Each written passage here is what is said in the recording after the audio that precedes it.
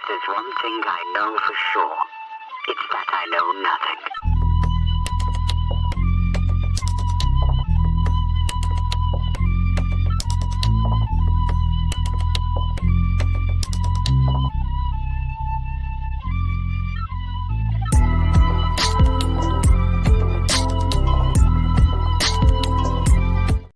Welcome back to another episode.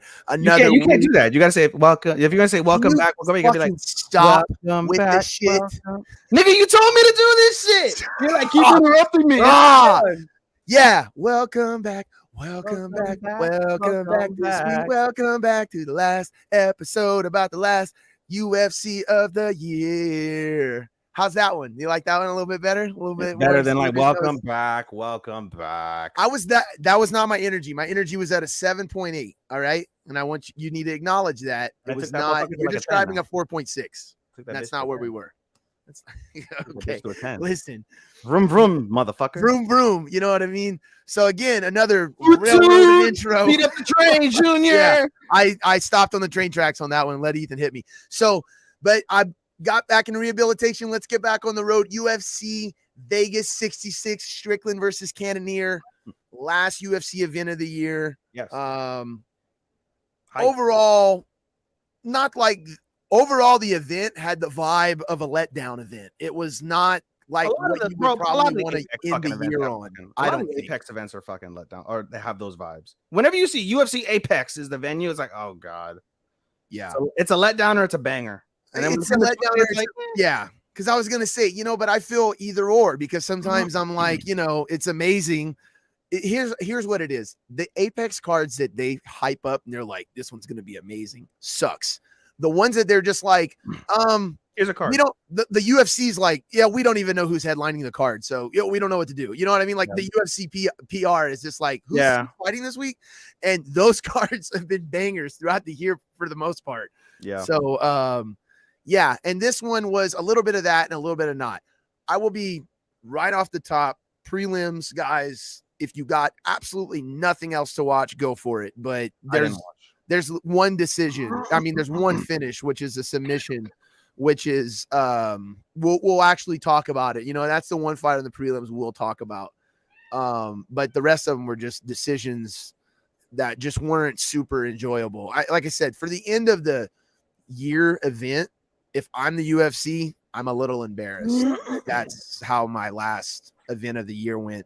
One, and a lot of other organizations, Ryzen, there's a lot of other organizations that are really like planning like an end of the year event. And I feel like it's something the UFC Japan is always, but Japan has always been that way. They always load up their first of the year. Cause I mean, they go through the big stretch, not only in terms of you have the Ryzen Bellator event. Dude, everybody's that way. The NFL is that way. The NBA is that way. They all have like holiday games. They like recognize. Well, we're talking about combat sports. Like the UFC is kind of like, you know what I mean? Like another month. Combat sports in general is kind of like that, though. Even in Japan, when you mentioned Japan, because we have, if we're going to go into wrestling, Pro Wrestling Noah has a big card on January the 1st, New Year's, with a couple crossover events. And then you have the big Tokyo Dome show that everybody who knows anything about wrestling knows. That's on January the 4th. So they start the season off with the WrestleMania of Japan, basically. Right. So, and that follows up always with a Pride event, or back in the day, now a Ryzen event. This is like the 4th or 5th year in a row that Ryzen's done a huge New Year's card. So, yeah, and we're gonna do it'll probably coincide with that, but we'll do like a end of the year, probably preview the Ryzen card coming up. Maybe we'll get Angel in on that if he's down or something. You know what I mean? I won't hold my breath. Huh? I said I won't hold my breath. Well, I mean, yeah. We've got it planned. You know what I mean, for the one coming up. So that one will be impromptu. So, but yeah, we'll see. But we'll do a end of the year episode 2, a reflection, talk about all the stuff. Ethan came up with a good idea before the pod about doing that. Yeah, and I think it'd be a good idea because there's been so much that's happened this year, from John Jones to Francis Ngannou, Covington, Jorge Masvidal falling off the tracks. We've new stars coming about. O'Malley blooming, if you want to go down that round. Fucking Rosas, if you're talking about toward the end of the year, Rosas made a mark. Fucking Aljo defending his belt. The squeezing of the lemon that is Paddy Pimblett. Going from here to fucking here in terms of popularity. Oh, they're trying to get the juice out of him, dude. You know what I'm saying? Yeah, bro. I'm saying, bro. Send that guy back to Cage Warriors and let him promote the UFC in England. Anything? Did you see my Dylan Dennis fucking video I sent you? No. Gordon Ryan? Which one? Oh yeah. Well, I didn't watch the whole thing, but I saw actually from another highlight of him talking about Dylan Dennis. That was hilarious. They're just like, what do you like about him? And he's just like, I think it's amazing how he's able to stay relevant and absolutely do nothing. He's like, he must be living off an inheritance because he does like nothing for work. He doesn't teach. He doesn't fight. Like, what does he do? He probably. What's his fault? He's got social media following or something, right? Well, he may even mention that. He's like, he doesn't have sponsors if you look at social media. Like, he's not promoting anything.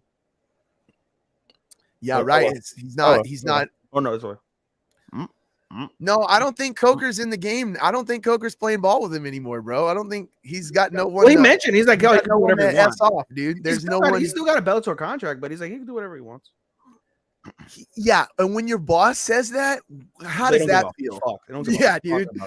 Hey, if you're at your job right now and someone was talking to your boss about you, and they were like, "Yeah, what do you think? He's gonna do?" Be like, "I don't care if he comes to work or not." And you got back to you.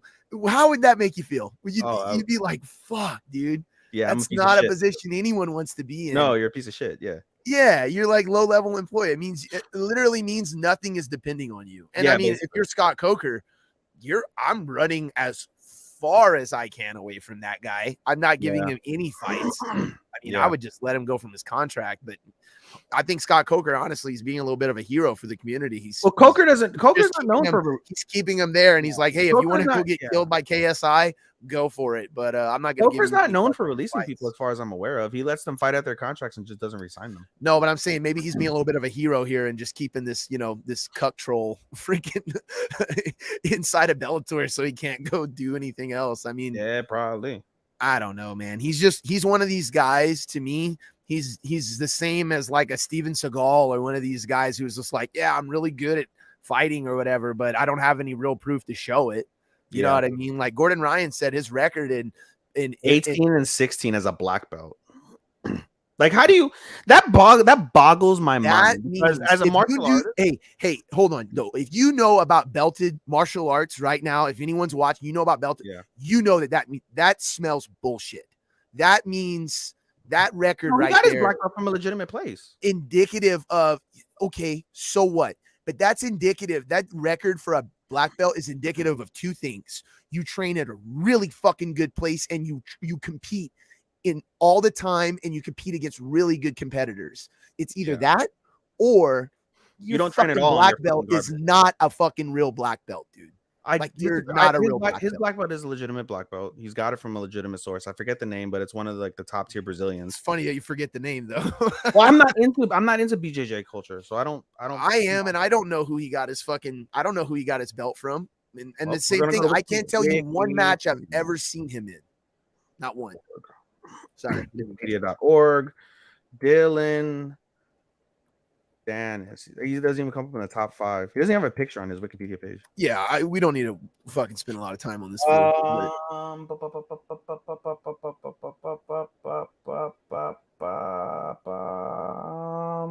Is this wow, they have boxing career as a thing. Like, he no-showed the fucking KSI press conference because he's scared of that motherfucker. Well, I mean, I think he's. It doesn't actually say like where he got it from specifically, but it does mention that he was really. No, actually, no, it does. It says my point proven live on air.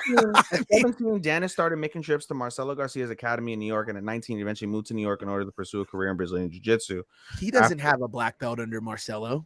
Yeah, it says after wins at various high-level tournaments, he was awarded his black belt at the age of 19 years of age. So that's indicative that he got it from Marcelo Garcia, who's a legitimate fucking source of jiu-jitsu. Look, so that's why I said it's not indicative of the fact. Listen, as a black belt myself, as a third-degree black belt in Taekwondo, a lot of these fighters get given belts. let's just be honest. Oh yeah, well, a lot of these fighters get given belts. Fighter wins by KO. levels. Here's your blue belt in jiu-jitsu. You Right, did no jiu-jitsu. right, right. Now listen, I get it because you have some of this bullshittery going on with belt systems. Yeah. So you do have guys who are like, no, I'm at this fucking level. Like I've beaten you and you're a fucking whatever. You know what I mean? I get that. But Well, I'm not talking about that. you gotta one of the first things in jiu-jitsu you gotta learn, like it's okay to tap. You know, everybody gets tapped in jiu-jitsu, in practice at least. No, it's not. You go to sleep or you break an arm. It's not that serious during practice. No, dude. That's why I'm fucking around. Like, yeah, of course. During practice. No. I mean, but like I said, as a black belt, it depends on where you train. It really does, though, because jiu-jitsu, that's one thing, though. Brazilian jiu-jitsu places are not all the same anymore. Correct. They're not like, you can't just like walk into any jiu-jitsu place and be like, this is going to be like a cool place where I can train a bunch of potheads. That's not like the case anymore. There are full-on gyms that certain people should just stay away from if you're not serious about jiu-jitsu, because you'll get hurt. You know what I mean? Or you'll get a spine surgery. Yeah. You know what I mean? I trained jiu-jitsu twice. I went to a Gracie Baja and I had a good time there. I went to an American top team here in Orlando and I got wrecked by a 14-year-old kid. He tapped me like fucking 10 times. And he's like, come on, dude, you're supposed to be older than me. He was talking shit to me while he was fucking tapping me. He got me in a guillotine. He got me in a fucking triangle. And he got me in like a fucking, I want to say it was like, might have been an armbar. Might have been, but I tapped at least 3 different times. And he's like, come on, kid, I thought you liked MMA. And I'm like, this fucking little fucking putz, dude. You're like, God damn it, I can't do anything. Yeah, I couldn't do shit. I couldn't do shit, bro. I see, and I trained at an American top team jiu-jitsu place in Denver. It was Bobby Lashley's gym, actually. Ooh. And I know me and you have talked about this off air, but I don't ever think I've mentioned on the podcast. And you know, I got introduced to the gym by a couple Air Force guys that I knew when I was still in the military at the time. And so I started training there a couple times a week. And I had a great experience. I had a wonderful experience of learning jiu-jitsu there. It wasn't crazy aggressive. Now there were certain nights you went where some of the guys who were like training for MMA fights, like those guys, you know what I mean? Like the older people or some of the more slower people in the class wouldn't roll with those guys. You know what I mean? So like, but dude, there was a freaking 55-year-old lady, Gwenda, I think was her name. She'd come in there and she was a black belt. She'd come in there and fuck us all up, dude. She was older, so she had like hip issues. So she would roll with like our class, which was obviously white belts and shit. Yeah. But she would come in, you know what I mean? And she would just like she would skip like the formal stuff. And she would come in just for the, you know, just playing King of the Guard. Because we'd do at least 2-3 hours. And it would be like the first hour and a half or an hour would be like technique. And then the last like hour or two would be just rolling. Yeah. And I mean, but yeah, it was intense for sure. I mean, there were so many days when like by the time we were done, I couldn't even like pick my arms up to drive home. You know what I mean? I was like driving on the bottom of the wheel because my body and my arms are so exhausted from being in just so many different positions. And you think swimming tires you out, dude? Do jiu-jitsu. Oh yeah. Times. You know what I mean? No doubt. I mean, I ain't saying swimming ain't no bitch, but you know what I'm saying? It's like that. It's a whole thing, but but I didn't have an experience ever really where it was like, whoa, this guy's like being like crazy or something like that. You know what I mean? And I never really saw it, but I've heard of it from other American top team gyms. And I think I only say that because I think the thing that Bobby Lashley was there, Master Ethan was the head of the jiu-jitsu program. He had a very, not you. Yeah, not you. No, not you. He had a very, you know, namaste, chill approach energy to martial arts in general, and he brought that to the Brazilian jiu-jitsu. He was the first guy really kind of like spiritualized jiu-jitsu for me in a way. Before then, you know what I mean? I always kind of just looked at it as a martial arts, but I didn't realize like the community that jiu-jitsu has, you know what I mean, amongst it. And there's so many guys who roll, and I'm sure it's like this for boxing and everything else, but there's so many guys who roll, and there's so many guys who do jiu-jitsu that need to do it. You know what I mean? They need it. Need it for their soul. They need it for their life. Like, so that at the time I needed it. You know what I mean? So, I mean, that's how martial arts always anybody. I recommend martial arts to anybody that needs an outlet to fucking let go of aggression, or like needs a place where they can exercise. They need a place to find people like that you can like relate to in some capacity. Like martial arts is, no matter what martial arts you do, it's always a wonderful place to try and find something like that. So I'm in on what as you do. And the beautiful thing about it now is, the fact that there are so many jiu-jitsu gyms and other martial arts out there. I mean, even Muay Thai is starting to kind of show up in a lot of places right now, which is really cool. You can trial and error, you know what I mean? So there's definitely a lot, and there's even places now that are like doing like online, you know what I mean? Some of the first guys on UFC, how they learned jiu-jitsu was from those Cesar Gracie tapes. So don't knock it till you try it, you know what I mean? So become a Cesar Gracie blue belt online today. That's what Renner would say if he was here, right? Like, oh my god, can't imagine. All right, sir, shall we get on with the show? Yeah, we took a nice little sidetrack with fucking Dylan Dennis. We got sidetracked with Dennis there. He's a sidetracker, dude. He'll get you. So look, Strickland versus Cannonier, UFC Vegas 66. Like I said, kind of a little bit of an underwhelming card. We're gonna go ahead and start at the main event. Cannonier versus Strickland. Overall, Angel said it. It felt like a sparring match, and Strickland kind of fights like that in general. He has this awkward timing and he has really good footwork, but he has this, it's awkward. You know what I mean? It'd be amazing if someone his style fought him. That would be like the most awkward fight of all time, like him and Dominic Cruz or something like that. Yeah, I can see that, right? Yeah. But I thought it was a little bit lackluster for what both of them have done in the past. It was still a good fight. Don't get me wrong. It was still a good fight. No, it was still a good fight. But I think both of them were wearing battle scars from the last fight. I think Strickland was wearing the getting knocked out by Alex, the current champ, you know what I mean, who went on to knock out Izzy, become the champ. And then I think, Cannonier is kind of dealing with the same thing from getting beat by Izzy. You know what I mean? Even though it wasn't like Izzy beat him like fucking Alex beat Strickland, but you know what I'm saying? Yeah. I felt like in that fight with Izzy, Cannonier had showed a timidity that he never had shown before in his previous fights, or at least in the UFC. Yeah. So it was weird that I think he brought a little bit of that with him. Not completely. And definitely by the end of the fight, it was gone. But the first couple rounds for sure had that little bit of weirdness, that timidity from Cannonier that I thought lost him the fight in the end. See, I didn't feel that way. I feel like he was more patient. He was patient. He was analyzing. He was cautious. And I mentioned to you, it appeared as if he was calm. He had the situation under control. He was being a lot more analytical. And I thought it wasn't necessarily a derivation of his previous fight. I just thought that that's how he chose to approach the style because of the fact that he respected Sean's power and Sean's ability. Yeah, I think there was a lot of that too. But I think, it was a little bit of that, a little bit of both, we'll say. Cannonier was landing heavy though when he did land, and he was being more patient. He was trying to sit on the outside. But I think Strickland made it so hard for him because of that footwork.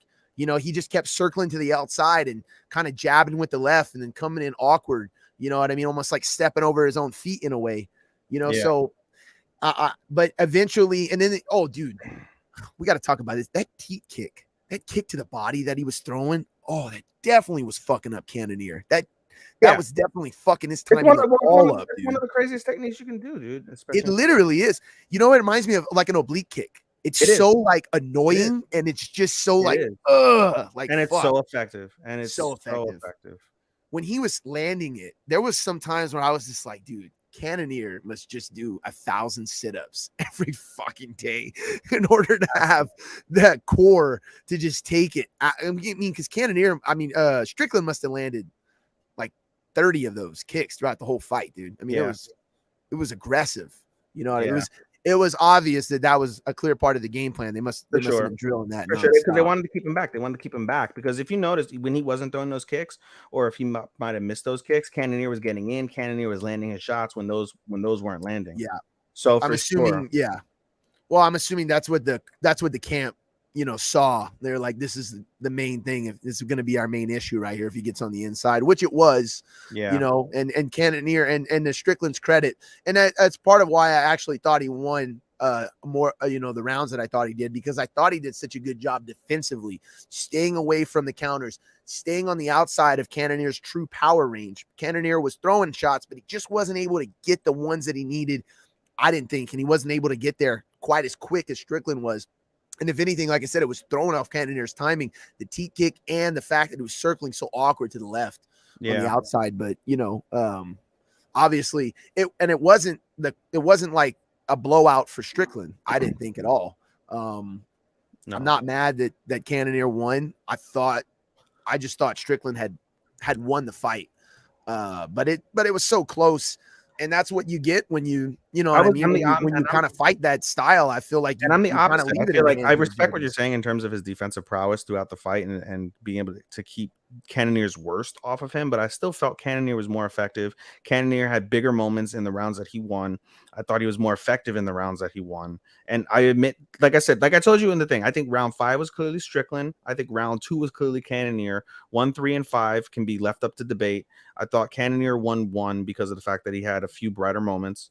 And I thought that he won, what's it called? He won 4 because, again, same thing, brighter moments. Although I will say that Strickland, out of all the rounds, I think round 4 was the closest of the 4, of the 5. And so if you would have given that to Strickland, then he wins 3-2. If you give it to Cannonier, which I did, I had him winning 3-2. Round 3, I thought was, again, same thing, back and forth. I gave that one to Strickland. I thought Strickland was more effective. By then, he had picked up on Cannonier's tendencies and was able to do more defensive tactics. He landed a few shots of his own, and he looked like he was back in the fight at 3. So I had Cannonier winning 3-2. If you gave round 4 to Strickland, Strickland wins. So again, same thing. Whoever guy would have won, it's not a big deal. It's not a massive egregious fuck up by the judges in terms of who won.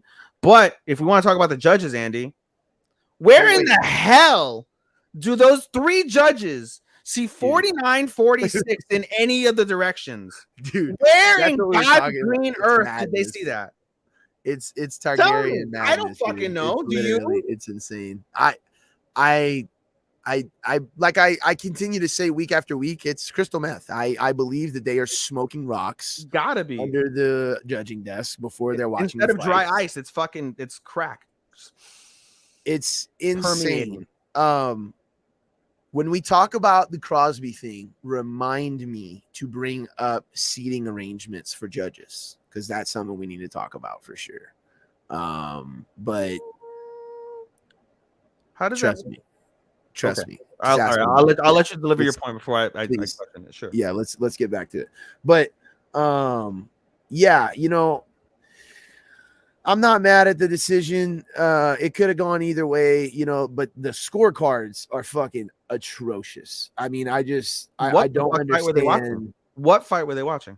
I don't. Every MMA panelist had it 49-48, one direction or the other. Most of them had Cannonier. A few of them had Strickland. Again, wouldn't have been egregious if Strickland would have won. So where the hell do you see 49-46? Where do you see them? Where do you see any of either fighter winning 4 rounds of that fight? And it's crazy too, because it's like Saul D'Amato is not normally one of all 3 of those judges are really respected judges. Yeah, the same thing with Derek Cleary. I don't know so much about Camijo, but dude, I know the first time Derek Cleary and Saul D'Amato are like pretty good. They're the end all be all of judges. It's kind of crazy. It's just one of those things where you're starting to wonder, like, okay, is this a judging issue completely? It gotta be. There's not a consensus among judges, and that's a big problem. It's not just, but okay. There might not be a consensus among judges, but what we're looking at right here, it ain't even a consensus among the judge. I mean, these guys, you know what I mean? Like, it's just, it is weird. I didn't think the split was wrong. When they said the split, I went, okay.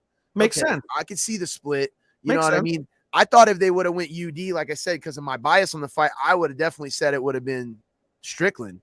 So, and I would have said Cannonier. Right. Sure. But the fact that it was a split was fair. Okay. But the fact that the scorecards looked more like they were going for a UD is weird. You know what I mean? So 3 judges split weird. and gave unanimous decision. Not well. I guess Like unanimous. the other guy beat the brakes off of the other guy. No, like they scored it. They scored it like fucking like each of them taught each Strickland other a didn't lesson, bleed dude. until round 5 For 5 fucking rounds. Strickland They didn't scored it like that. Strickland didn't win till round 5. Didn't bleed till round 5, and it was his best round of the fight. And what's it called? Yeah, Cannonier. That's debatable. I thought it was. For me, it was honestly, I thought it was Cannonier's best round of the fight. I watched the fight back, and I gave 4 rounds to Strickland and 1 to Cannonier, and that was. And you saw 49-46. That was fucking. That was if you round. gave 4 to 1. That's 49-46. So you saw what they saw. Yeah, I guess so. You just defeated your own opinion. I don't know where these judges are. I gave 4 rounds to 1. Well, clearly, I guess that's you saw. What I was going to tell you. Yeah, but it wasn't like I didn't give a 10-8 to nothing. No, that's not 10-8. That's 4 rounds to 1. Is that? Yeah. For 10-9? A 5-round sweep is 50-45. Well, hey, look, 49-46, 4-1. If another round I could have given to him, it would have been round 2. But what I was gonna tell you was in the chat when you were saying fucking 3-2, I was like, bro, don't ask me, because when I first watched it, I had all 5 rounds. You had 5-0, and I'm like, yeah, you were high as a motherfucker. No, bro, I watched it. I literally, I was cooking. I was cooking when I was watching. Yes, you weren't even paying attention. I literally thought, I'm like, dude, that's every time you looked up, you're like, oh, Strickland connected. Cook down. What, baby? Okay. Oh, they said, oh, for a Strickland punch. Oh, I guess he's winning the fucking round. So, look, but I'm not a judge. You know what I mean? And these guys weren't making chicken wings. They're watching the fight. So you can't hold me to the same standard. These guys should have fucking had it right. Yeah, you're not getting paid fucking $3,000 for a fucking fight. Oh my God. I just thought I couldn't wait to tell you. I was like, dude, don't ask me how many fucking rounds I gave Strickland. Jesus Christ! You could have called me Crosby last week. You Crosby'd yourself. You tried to Crosby me, but you Crosby'd yourself. No, you just Crosby'd yourself. Great. I did. Yeah, we both did. That was awesome. Okay, I'm gonna make Crosby. I'm gonna make a video of a compilation in a year from now of Andy and Ethan Crosby and themselves. That'd be great if we had the ability. Well, Sean doesn't have the time, unfortunately. That'd be great to be able to. No, but he told me, I do. You know, I could get starting from next year. You should like go through and make get blooper clips, and then at the end of the year we can do a bloopers. We could do it from everything we've got now. We literally can make an hour-long compilation of everything we have now and do it of bloopers. Yeah, we should do it. All right. But anyway, going back to the fight, you know, so Cannonier picks up the win, you know, which is great. Yeah. And so, I don't know what you do with him, but I will tell you this much. I'm not mad if you want to give him a fucking shot. I wouldn't be mad if you eventually want to line him up for a shot, especially against Pereira. Or, I don't know what they're doing with him right now. They haven't. They haven't updated the rankings. Oh yeah, they did. Yeah, they have. I think they're trying to get a fight with Khamzat. And now that Whitaker is free, I'm curious to see if they're going to try to do that. They updated the rankings because you Doberman. But for Cannonier, I mean, dude, he's 3. So it's like, well, now that Whitaker's off, give him Whitaker. Give him Whitaker. Whitaker and Cannonier. That'd be a great fight. Whitaker and Costa's off. But it's just weird that it's short timing. I don't know if Cannonier, you know what I mean? If Cannonier is gonna. He would definitely take the fight. I mean, he's in February, he's like that. We don't know what the medical suspensions are. That's enough time. Yeah, that's true. The medical suspensions, and it's NSAC. NSAC is always going to be cautious with those suspensions. But that would be a good fight. That would be. It would be a good fight. Jared Cannonier and Robert Whitaker. Let's go. That would be a good fight. Yeah, that would be a good fight. I agree. As for Strickland, what about Strickland? Costa. It's kind of like a reward in essence. It's like you're begging Strickland. Like, listen, please put this guy out of our misery, please. Costa's. I don't know if we're gonna see him in the UFC again. We can talk about that, bro. Can you imagine the pre-fight talk and build up to Costa and Strickland? Bro, that would be fucking great. Dude, like Strickland would be calling him, all kinds of fucking names. Oh, Dude. It bro. would be insane. And like Paulo would just like come back with like some broken English and probably call him something that would be considered offensive. Where's Strickland from? Where's Huh? Strickland from? Where's Strickland from? Redneck somewhere. You know what I mean? Yeah, like, no, he's from I'm sorry, he's from California. He's from Corona. He's from a Ville. He's from a Ummerville somewhere or something. From like Corona. that. They announced him fighting out of Corona. Yeah. No, he is. He's from California. I was just fucking around. Oh, I was gonna say, yeah, it sounds because I'm in California. It sounds like fucking like you would think he belongs, especially with his fucking prior history, that he would be in some fucking Naziville, fucking Arkansas or some shit. No, I think he grew. I think he did spend some time in the South. He was on Ariel's show talking about it at one point. But we got Wikipedia up now, so let's do Sean Strickland. Yeah, because Wikipedia is accurate. No Wikipedia page. I'm just kidding. Yeah, I don't know. You know, California. Strickland and Brunson would be a good fight. That'd be a good lead up too. I hope he makes him blood, Brunson. Yeah, or who knows? Brunson might turn into freaking blonde Brunson and freaking go Super Saiyan on him, dude. Hate that. Honestly, I don't know. It doesn't matter because Strickland's so entertaining at this point. Yeah, you could put him up against anybody, and he's just literally like Did you watch his presser? No, bro. If you have not watched him roasting the media the media day that he did during the week of the fight, the lead up, go back and watch. It's so funny. He's a funny guy. He's one of the quickest, like, witted interviews. He's like a comic. He's literally like a stand-up comic. Like, he's just like, he's so quick with it. Yeah. So it's just funny how he literally was like roasting the reporters. Like, he needs his own anything the reporter said, dude. He needs his own podcast. He was just like, anything they asked, any words that they spoke was just ammunition for fucking Strickland to be like, oh, you freaking loser. I bet you, you know what I mean? Just like doing Sean Strickland looks like the ultimate, like, push the dweeb in the locker guy in high school. He kind of does. He definitely pushed some dweebs in the locker. But he'd fuck you up if you tried. Yeah, if you tried to fight him, he definitely would. He'd be like, oh, that's cool, man. I actually know how to fight, so you're kind of fucked, idiot. Pop, pop, pop. Yeah. 3-piece and a soda. In the locker anyway. So yeah, that's what you do with him. So moving on. Next fight. All right. Arman Sarukian versus Damir Asmugalov. Oh, damn. I knew I was going to fuck one of them up, dude. I was so close. Asmugalov. Yeah. It was close. It's better than fucking, what's his face? God damn, I forget his name now. Caucus. The Caucus. The Caucus, yeah. The Caucus. Yeah. Caucus of the Caucus, yeah. But look, it was a good fight. It was definitely a good fight. Good. It was all right for the. I like the background that they're like they're basically semi teammates. They're pseudo teammates. They are, yeah. It kind of made. I think that's why it went the way it went. But it was all because it was almost like a battle of the wheels. You know what I mean? It was almost like right at the beginning. Asumagulov just came out like trying to just bang. He just came out firing. He's just like, let me get this because I think he knew. Look, Arman Sarukian has got really good top game. He's got really good ground game. He's got really good grappling. If he gets a hold of you, it's kind of an issue. Yeah, and that's exactly what fucking happened. I mean, like, you know, like Ismagulov. I'm about to start calling him just Loff. Fucking definitely, you know what I mean? He took off, you know, like I said at the beginning, like a rabbit, dude. But eventually he weathered, you know what I mean? It just wasn't enough. And you know, when you shoot the takedown 21 fucking times, you can only defend so much times, dude. And eventually, you know, Sarukian just was like, no, come here. I got you. He grinded the shit out. He grinded the shit out of that victory. No doubt.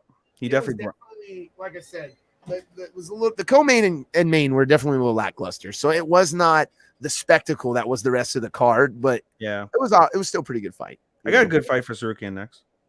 What? Gamero. Okay. 7-9. Yeah. I think that would be. I mean, it's another. Well, no, Gamerod's. He's more of a striker, but he's definitely got a ground game as well. So that would be interesting if you want to move up the ranks. But he was saying he's like nobody wants to fight him. That's above him. I mean, but you know, when you look at who's above him, it's really tough to fucking find somebody where it makes a lot of sense. I mean, Fiziev is the only other one, I would think. right? I'd see that. I'd watch that. It'd be a good fight. Dos Anjos is 8. That's right below him, and then everybody else is the fucking the murderer's row of Chandler, Dariush, Gaethje, Poirier, Oliveira, and Makhachev. So I mean, his only real options are Gamero and Fiziev. Truth be told, I mean maybe Dos Anjos if he wants another fight, but Dos Anjos is aiming for those guys, for Chandler, Dariush, Gaethje, somebody like that. So Yeah. he's probably not gonna take it. What about Ismagulov? I mean, the rankings are updated because Drew Dober, who we'll talk about next, he's in the rankings now. Moicano's giving gonna the look up. so much credit though, because they don't really mean much. I mean, Dober or Dawson, 14 and 15. I think that's the only thing that makes sense logically. I would surmise, because I mean, Dan Hooker and Jalen Turner are above him, and I don't know about that. Moicano is going to be angling because he's got a sudden rise in popularity. If Ismagulov comes out fighting like he did in the first round, I'd like to see that against Dan Hooker. That'd be fucking fun. Yeah, that would be. That'd be fun. I wouldn't mind seeing that. I'd be down for Dan Hooker. But going back, look, real quick, just going back to the fight, I think you got to give Ismagulov some credit though for the grappling that he did put up with at first. He was not definitely. He just got overwhelmed. Yeah, he got overwhelmed. He wasn't out-techniqued. He was not outgunned. He was just overwhelmed. And yeah, I could see definitely. Yeah, he lost on technique. Definitely, Sarukian is definitely the better of the two, but it's not like he was a scrub. He had some counters. He stuffed a lot of takedowns. He had some counters right on the ground. Yeah. So I mean, he's not inept by any means when it comes to a ground game. So it was just not his night. Dude, he fucking literally Sarukian got 7 of 21, meaning that fucking Ismagulov stuffed 14 fucking takedowns, dude. 33%. It's pretty good. So, but all right. Moving on. Ready? Yeah. We got Amir Alabazi versus Alessandro Costa. This was to me almost like not the main event, but it was like the co-main. It was fun fucking fight, dude. This is like the rest of the card from here on out is fireworks. Like main card is fireworks. Watch it. Yeah. You can even skip or watch just highlights of the main and the co-main, but I'm telling you right now, go back and watch these next 3-4 fights. Yeah, the next 4 fights were fucking awesome. Fucking great. So yeah, I mean, he looked great. Like Costa just came out like a freaking meteor, dude. He was just like, I think he knew that he needed to try to overwhelm Albazi. Yeah. You know what I mean? And it was cool to watch. You know what I mean? Because Albazi didn't fold, but he was like, well, fuck, let this guy fucking, shoot his wad. Yeah, basically. And then once he did, Albazi took over, got him on the ground, and he was a motherfucker. Yeah, dude. Bro, that ground and pound, some of those shots, the thuds, when those fucking punches hit, good God. Like, you gotta give credit. You gotta give credit to fucking what's his face? To Costa. Yo, like his core must be fucking rock solid. He was eating body shots on that ground. And that was one of the best things about that fight was the variety of the ground and pound. Everybody always try to go for the head. No, Albazi was patient. He went to the body, went to the head, went to the body, tried to circle around, tried to get a position. When he couldn't get the position, back to the ground and pound, body, head, body, head position. He was constantly trying to find the finish in various ways, and he was calm about it. He wasn't shooting his wad like he was very calm about it, and that was very technical, and very fucking. That was the difference because Costa was not calm. He was very just explosive from the beginning and was a little sloppy. Yeah. And Albazi just was able to avoid or withstand the barrages from Costa eventually, and he smoked himself out, and then. I mean, round one was close. Round 1 was close, and then round 2 and round 3 not close. They were not close. They were close, but I felt like the entire time, like Albazi was just right ahead of Costa. It was Albazi's fight. It was Albazi's fight. It was definitely Albazi's Costa fight. kept playing into Albazi, and and that's always the mark of a a very solid win when one fighter plays into the other fighter, because most times that other fighter who's playing into the other fighter isn't going to win. And even though Albazi had to weather a little bit of a storm, he was in control from start to finish, I would say. Yeah, I got to fight for him. Go ahead. I know who he goes next. Go ahead. Nicolau. Flyweight. Matheus Nicolau. He just fought. He just won. Yeah. I see that. Fucking fight. Or Royval. That would be a good fight too. Brandon Royval would be good, but didn't he just lose to Kai France? I think so. Anyway. Well, I mean, freaking, to me, I think Kai France is next. If they ever fucking stop the series between Figueiredo and fucking this Moreno. Division is a mess. Because they keep releasing motherfuckers. And Tim Elliott isn't gonna fight no time soon, thanks to fucking James Krause. You know your division's in trouble when you're fucking on the fourth fight for the fucking the two guys who've been fighting for the belt. I mean, they've been damn good fights, so you got that going. But great fights, but you know what I'm saying. Like, yeah.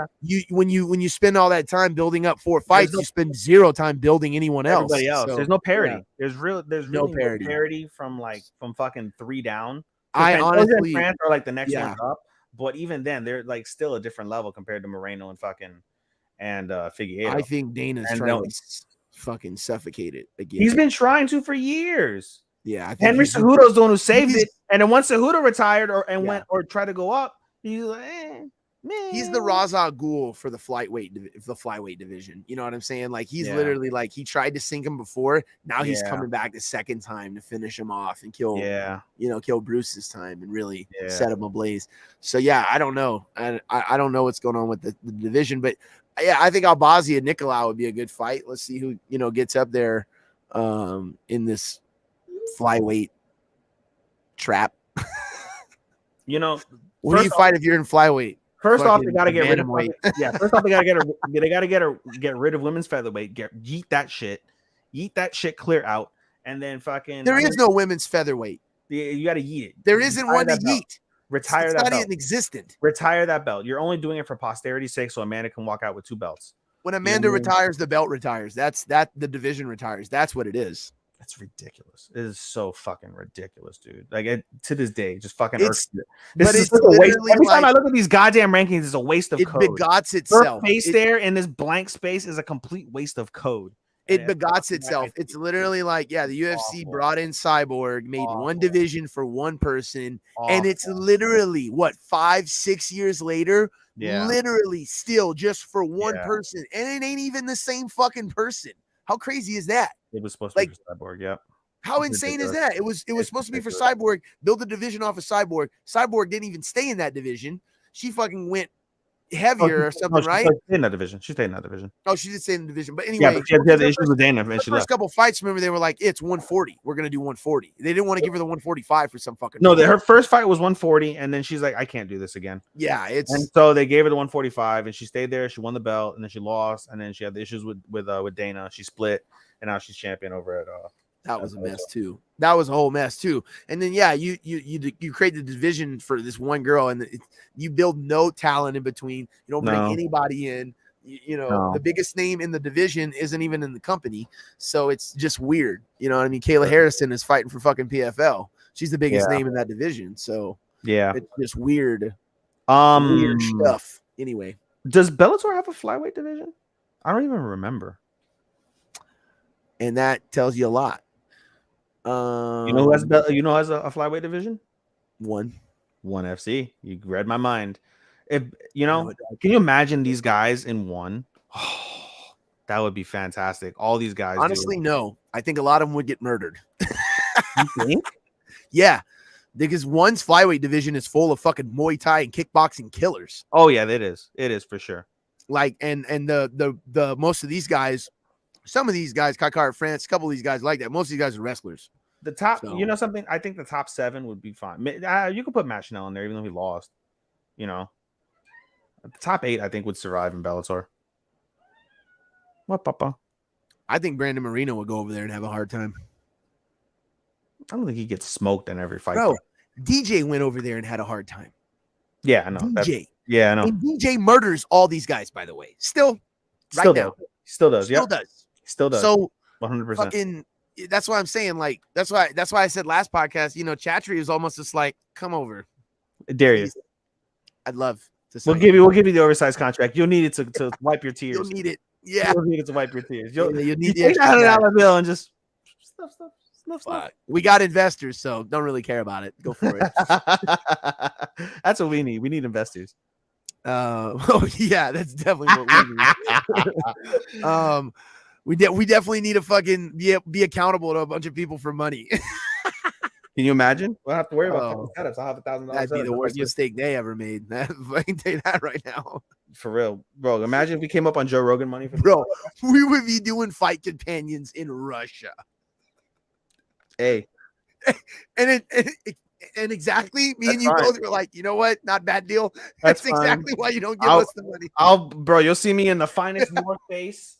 I'll be bundled to the fucking tits in fucking North Face and Eddie Bauer and Columbia gear, because I'll need that shit. Because in the negative 100 degrees in fucking Siberia.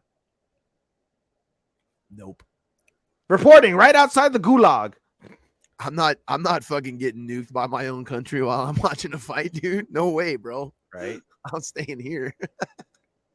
Nah, I'd go for sure. I've always wanted to go to Moscow. I always thought it'd be cool.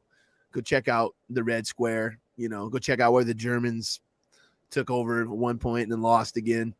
So, yeah, try that shit out. We should not going to go in the history. We'll close that nerd door. Okay. Moving on. This next fight, really, one of my favorite fighters. I've watched him since he first came to the UFC when he was like a kid. He was like 20, 21 when he first got in the UFC. Yeah.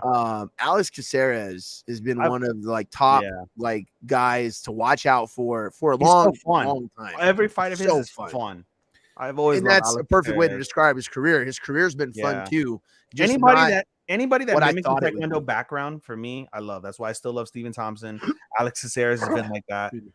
Those type of guys I always gravitate towards because of my background in martial arts. So I've always been a big fan of Caceres myself. But he's always like, it's not like he's been a letdown, but his career trajectory has been a little bit of a letdown of where I think most fans have wave. That's all. Yeah, wave. A lot of guys are like that. Uriah Hall, you know what I mean? There's a ton of prospects who are like that. Yeah. But Caceres has a style that is very unique, which is one of the reasons why he's always stayed around. Yeah. And he looked better than he has in a while. Last time I remember him fighting like this was never. So, he came out with that real Bruce Leroy energy kung fu shit, dude. He just did. He straight up came out with it. And he came out. It was just something different about his whole thing. I don't know if he's, been doing some, sorry about that. I hit the mic. Fucking good. I didn't hear anything. I don't know if he's, doing some kind of, coaching, like mental coaching, you know what I mean? Anything like that. Yeah. But he's doing something for sure.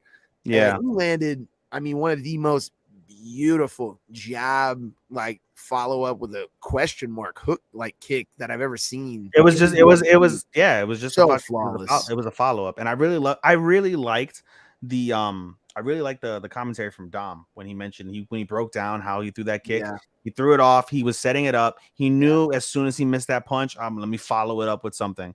And caught him with his hands down. Perfect slap to the jaw. Followed it up with another couple punches. Yeah, he was out of it. And at first I was like, that's kind of an early stoppage. And then he's fucking Bambied his way up. And I was like, oh, that was a great stoppage. No, dude, he was out. And you could tell that was a technique. It's like he's trained. Yeah. You know what I mean? Like he threw it out of reaction. Exactly. Because I was gonna say it's a very awkward. The way he threw it was so awkward. But in order for you to throw something like that and connect, you have to train that. And also too, you have to see that in training. You have to know that a guy from slipping the punch is now going to be putting himself in that attack range for resetting. Because he was in the middle of resetting back. He walked right into it. It was he didn't walk into it, but his hand was down enough, and he had the range. Because Caceres had the range. If the guy was a little, he leaned into it. He definitely was going into the kick. He was still coming back, though. That was the thing. He was coming back, but that's what in the midst of a reset when he got hit. He was slipping and resetting the jab, and literally walked into the fucking. Yeah, because he had overcommitted to the jab. Caceres hit him actually with the damn, the top of his foot. He hit him like with right fucking he here. did not hit him in the shin. He did not hit him with the You shin. know what I mean? No, he didn't hit him with the shin. He hit him with the top of the foot, beginning of the ankle area. That's where he hit him with. He did not hit him with the shin. It was not a shin kick. It was so short though. He was because he was so close. That's why he hit him like that. No, he was pretty. He outstanded. He was pretty outstanded. Truth be told, he was pretty extended on that. I don't know. We'd have to watch it back. But Yeah, regardless, he caught him with it was beautiful. It was a glorious counter. Glorious counter. So I've got a couple fights, I think, for him.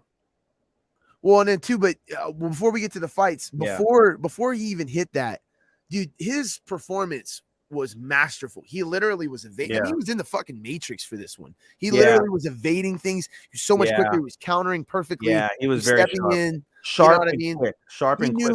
He knew where everything was in the octagon. He knew where he was. He knew where his fighter was. Yeah, you know what I mean. And that's that real Bruce Lee. He rose up for what it is. It's kind of like he is what he is. He he stands very not stationary, but he's got his like particular stance. It's it's a very grounded like standing up stance. So it was easy for him because somebody like Caceres, who's very quick, to be able to be nimble in that fight and be able to maneuver in the way he did in order to fucking position himself to get to that particular strike.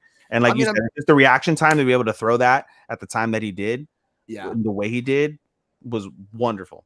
It was definitely wonderful.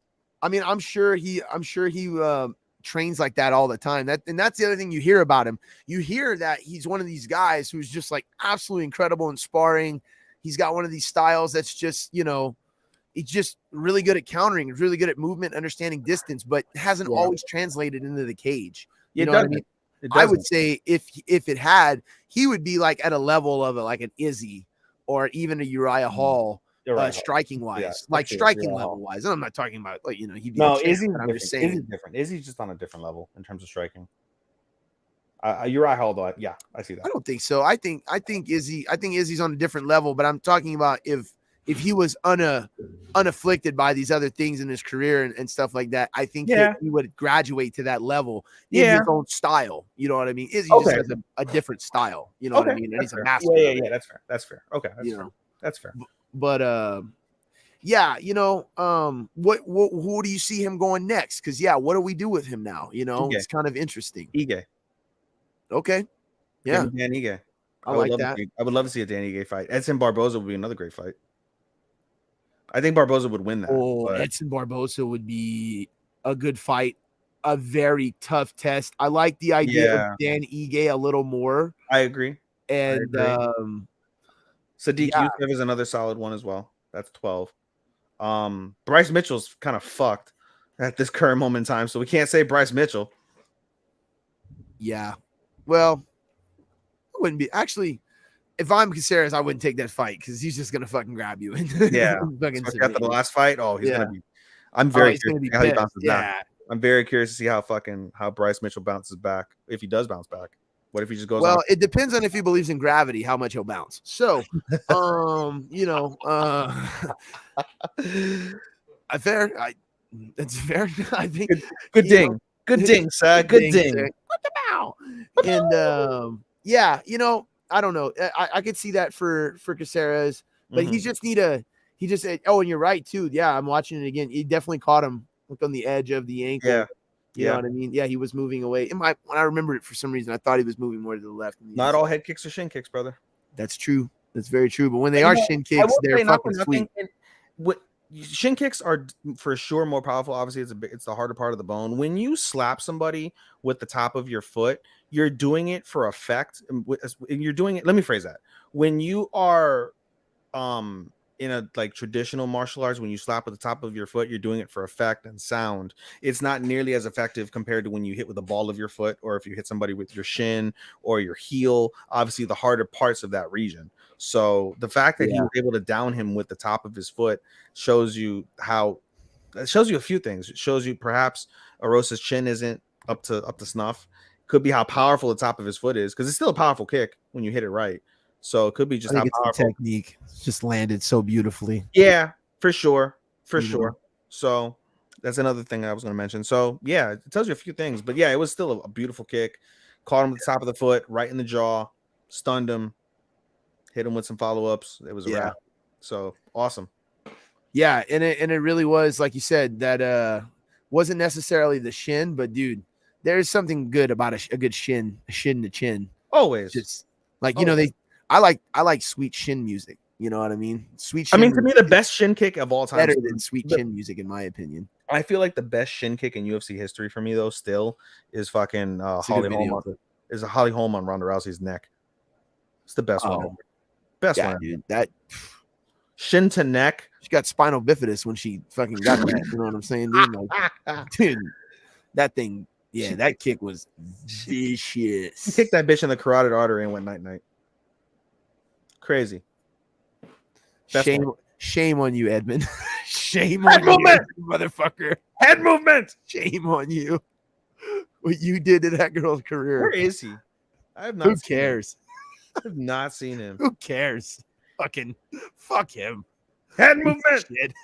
Head movement. Yeah, you know how to MMA, huh, guy? All right. Well, let's see. Moving on. Next fight, dude. The next fight.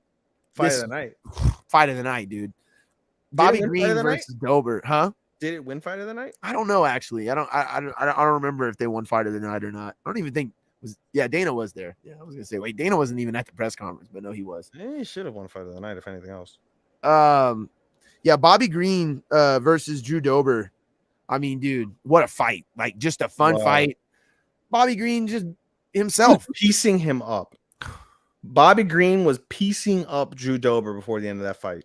Round 2, Drew Dober did better. He did much better in round 2, but he was getting pieced the fuck up. And he tried to take down Green in round 1. He tried to initiate when he started feeling the stings. He was like, "Oh no, he's like, oh, takedown!" And then Green Bobby stuffed it immediately, and it was like, "Nope, my world." Yeah, we're not doing this. No, dude, we're standing. Which is a dangerous game to considering his last fight. You know what I mean? And it's a dangerous game because Dober fucking has the chin and Dober has the power. You know what I mean? He's like a miniature fucking Justin Gaethje. Yeah. He's a miniature Gaethje. He's a miniature Chandler. He's a miniature Chandler in terms of his power. Yeah, Man. He literally, I mean, look, Green must have shoulder rolled him fucking 50 times in the first round and a half because it was insane how many times he missed Bobby Green. Bobby Green was whipped that air, and then Green would hit him with the quick counter. He was piecing him up. It was so beautiful. It was surgical. I was like, dude, King Green is fucking at it, dude. You know me, I love Bobby Green. So bro, you know what that reminded me of? It reminded me of Dom Cruz at his height. Or not Dom Cruz, I'm sorry. Cody Garbrandt. It reminded me of Cody Garbrandt a little bit in his height, bro, when he was like dancing around after he kept making this motherfucker miss. Like if Bobby Green could fucking like break dance, he probably would have fucking broke dance on Drew Dober because he was fucking swinging at air, laser sharp fucking counters. Yeah, it was beautiful. It was beautiful. Right at the end, did you hear what he said at the beginning of round 2?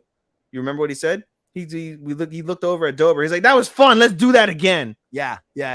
Oh my! He's like, "Yeah, let's fuck this kid up some more. Let me piece you up some more. Let's do that again." Dude, oh god, he was on, and that's why it was just was like a knife to the gut, dude.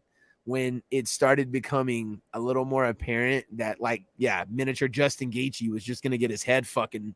He was just gonna become in a real fucking life, an IRL bobblehead, dude. Yeah, you know what I mean. And he literally, Dober was a bobblehead, just getting. And Dober, for his credit, was hardly affected.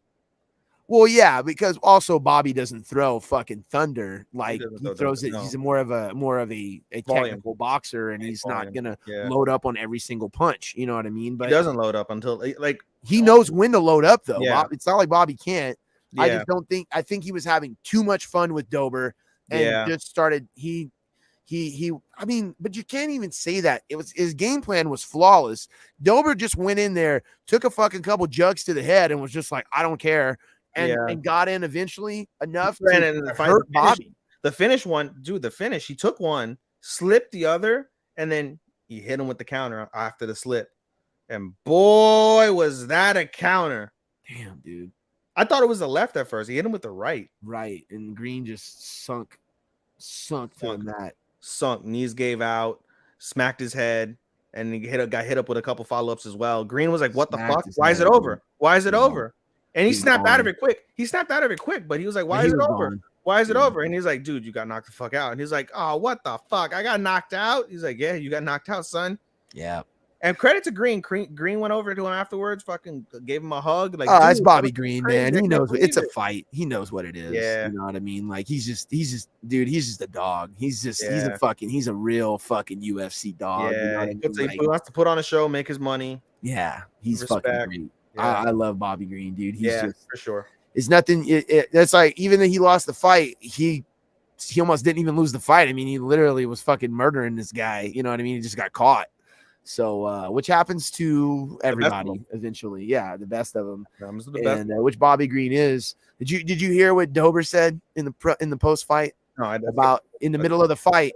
He's like, man, he was just like, the one thing I couldn't stand was he was just trash talking me the whole fucking time. Literally, he does as he's murdering me. He's like, so I fucking start talking back to him, and he fucking tells me to shut up and hits me with a 2-piece. I was just like, fuck yeah, Bobby Green. Yeah, that's what Bobby Green does, though. Yeah. It's like, dude, yeah, don't be talking shit to Bobby Green, dude. Even if you knock him out, he'll still fuck you up, dude. Like, yeah, dude. You know, he's kind of got like that like crazy horse energy too about him, where he's just like fucking, you know what I mean? Like he'll fuck you up. Like you may get the best of him, but he'll still fuck you up in the back for real. Yeah, like, you know what I mean? Dober like, was a mess. For real. Dober was a mess. Dober was a mess at the end of that fight. Oh, Dober looked like shit, dude. He looked like Pride would have still given the match to Bobby Green. Pride would have been like, you knocked him out, prove it. You don't. Why is he not on the stretcher? He won. Where's the blood? Get the fuck out of here. You know what I mean? Give this guy the trophy. You know what he looked like? It reminded me. He looked like Stephen Thompson when he beat fucking Holland, where he looked like a fucking disaster, and Holland was like relatively fine. He just had a broken hand. And consequent. And you know what's funny about that? Also, Stephen Thompson, when he got knocked out by fucking Showtime, he also looked the exact same way. He was still happy and just like, hey, how's it going? Yeah, like he caught me. Knocked out, guys. It happens. He caught me. Yeah, that was the craziest fucking. I'll never forget when he was just like waking up. And they caught it on camera, and he's all just like, man. He's like, I don't even know what happened. He's like, that was crazy. He's like, how would it's like to be knocked out? Fucking awesome. Drinking his fucking juice. Daddy, give me a pouch. So what do we got here for, what are we doing for Bobby? What are we doing for Dober, and what are we doing for Green? For Dobie. Well, I had mentioned freaking what's it called? If you want to give him freaking what's it called? Ismagulov, you could give him Ismagulov. I mean, if you want to give him a bigger matchup, give him Dan Hooker. Give him Sarukian if you want, but I don't think Sarukian wants that fight. He wants to move up. How about you give the man what he asked for? Jalen Turner, who responded. He asked him. I didn't hear that. He asked him to take the fight. He asked him. Mm-hmm. Jalen Turner responded on Twitter and said, "I'll take that. That's cool. Sounds good to me." I don't think I'm surmising what he said, but you know what I mean. Sure. Yeah. So, that could be a great fight. Yeah, I'd like to see that. Load that up March, April. Sure. Maybe even throw it on this. Throw it on this. Throw it on that Costa card, the Costa Whitaker card. February. I mean, Dober's face recover by then. He'll be all right. They make creams and stuff for that shit. Okay. And then Bobby Green. You should know about face creams. I do. I should know because I have skin issue, motherfucker. But Bobby Green's unranked, so I think we talked about it in the chat, actually. I'd love to see him and Tony Ferguson. I think that'd be a good retirement fight for Ferguson, who's not going to fucking retire, but if he's going to keep fighting. He's currently getting a degree in Harvard. Yeah, he's currently in Harvard business getting a degree. He's getting a degree in the walls of Harvard. So, no? More power to him. More power to him. More power to him. He gets to bang all those fucking girls in Harvard. Yeah, in the walls. Yeah. Okay. So anyway. Yeah, so that's we'll see. I don't know what Green's gonna do. I almost feel like he didn't lose the fight, but he did. He needs to get ranked though. I just feel like he needs to He was on a decent streak, and then he got fucking. He was on the precipice of getting ranked, and then he fucking got knocked out because of fucking USADA. USADA stroke again, and now he came back and he lost the fucking hell of a fight to fucking Drew Dober, but he lost. Did you hear what he said about the USADA thing? He said, "I followed the advice of a YouTube doctor." Yeah, not a good idea, dude. Yeah, but just to say that, you know, what I mean, bro, but everybody's known Bobby. Bobby Green, 99%. Bobby Green is a dope person, but he's not known to be the smartest cookie on the planet. No, bro, I actually think that was a very smart answer because it's ambiguous, and it's also acknowledging the elephant in the room that 99% of these other dickheads won't acknowledge. They'll be like, "I got in a fucking a toe cream. I ate alligator." I ate alligator tail from Mexico. Yep. Yeah, I drink a little bit of weird Kool-Aid from another country. You know what I mean? Like they're fishing for fucking whatever. Yeah. I took some dick pills. I took dick pills. You know what I mean? They're like gas station dick pills. Yeah, I think it was Chael Sonnen who said, "You're insane if you don't think that as soon as these guys find out what they tested hot for, they don't Google like what else this product could be found in so they can automatically start coming up with fucking excuses." Like John Jones. "Oh yeah, I got dick pills. I got a big dick, Joe." You know what I mean? Like what he said about fucking, why do you need dick pills, bro? It's the bigger question. Yeah. Like what the fuck, dude? Well, that's what Rogan asked him. And he was like, "Got a big dick, Joe." You know what I mean? It's don't need dick pills for a big dick. It was just such a bullshit answer though. You know? I know, dude. Clear. All right, moving on. The rest of the fights. Oh, sorry about that. The rest of the fights. Sorry, I got a message. One more. The rest of the fights. Well, it was one more fight actually. It was a real good fucking fight. Brundage versus Ola Kuch, and dude, Polish Power came out like fucking young Jan is here. What the fuck is playing? What the fuck? What'd you do? Nothing. I'm looking at the UFC card right now on ESPN and something played.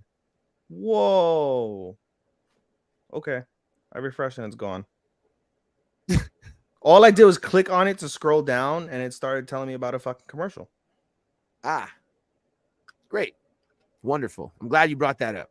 What was the commercial about? No clue, because I was wondering what the fuck it was. And I'm half asleep right now. So we can't even make a joke about the commercial that you watched. Something about Christmas gifts. Go. Everybody needs Christmas. You know what I mean? Get your stuff at the place. So,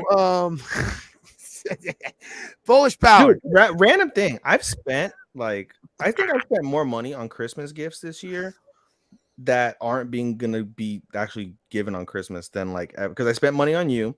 I spent money on my podcast, my other podcast host, Matt, ×2. Wink, wink. If he's hearing this, he probably won't, but it's okay. I spent money on our editor, Sean. Matt and I got him a t-shirt. I shouldn't say anything. Please exit that out. Sean, if you hear this, I just ruined your gift. Got him a little something. Oops.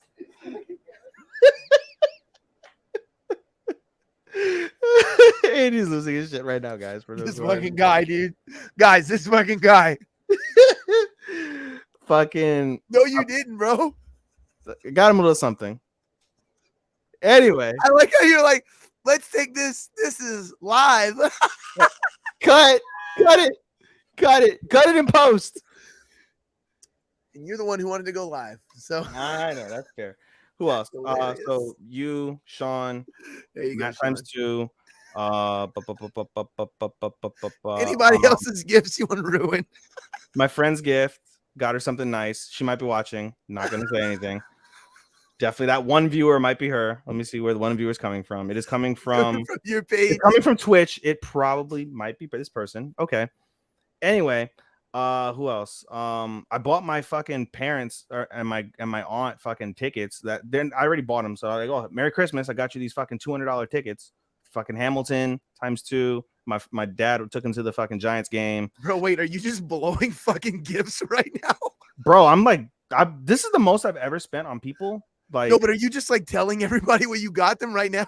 No, we already went. Hamilton. Okay. Hamilton was in like early November. Dude, I was like, whoa, you just like, fuck it. I'm just telling everybody what you have. Hamilton was in early November. I spent like $200 on tickets a piece for Hamilton.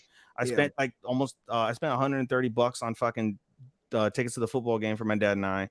So I mean, I've spent a fucking pretty penny on gifts for people, which is like pretty unheard of. I mean, granted, I probably should have been doing this from the jump because I spend so much money on myself. So I should be a kind son of a bitch, but I'm generally not because I'm a pretty selfish. Making money, spend your money. So, but in terms of just buying for people, like random people, like I still have to buy one of my homegirls another gift. Our first gift exchange for her. She already knows what she's getting. She's getting a fucking gift card for like Lululemon or some shit, and she's not listening to this shit. So fuck her. Anyway, so regardless, just in terms of like spending shit for like friends, like I've like never really done this before, so it's kind of like new to me to be such a giving piece of shit instead of being a selfish piece of shit. Yeah, I focus on my kids every year, and you have so whatever is on the left. That's what everyone else in my life can get a piece of. But when you got kids, it's a little different. But I get it. Yeah, for sure. When are you gonna frame my gift, sir? Huh? When are you gonna frame my gift? When I get the frames, I want the frames to be. I gotta redo it in here. I told you. Remember, I gotta. It ain't. This whole the vocal booth's got to be moved, and I got projects over here off camera that that are going on. So I got a lot of shit going on in here. But the studio, I'm gonna be revamping it in the next couple weeks. So planning on doing that during the Christmas little whatever. You know what I mean? So but so anyway, Christmas gifts, man. Yeah, there's I know there's a shit ton. Everybody's spending money. Oh, this is a good fun fact because I'm gonna ask you a question, Andy. Ask me a question.